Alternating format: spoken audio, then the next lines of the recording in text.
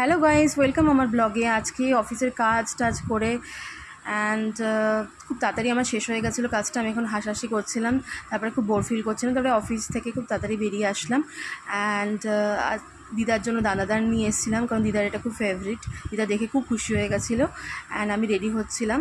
And ready হতে হতে তারপর আমি বলি যে আজকে আমার একটা ফ্রেন্ডের হাজব্যান্ডের, মানে খুব ছোটোবেলার ফ্রেন্ডের হাজব্যান্ডের বার্থডে ছিল। তো আমি রেডি হচ্ছিলাম, মানে ফাইনালি আমি রেডি হয়ে গেছি অ্যান্ড আমি একটা হাতে আঁকা গিফট করছি, তার সঙ্গে একটা রাধাকৃষ্ণ শোপিস গিফট করছি।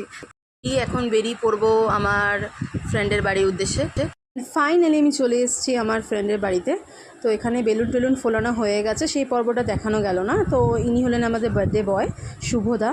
তো আমার ফ্রেন্ডের এই যে শ্রুতির হাজব্যান্ড, তো কেকের মধ্যে কেকটা কাস্টমাইজ কেক একটা জায়গা থেকে অর্ডার করেছে। তো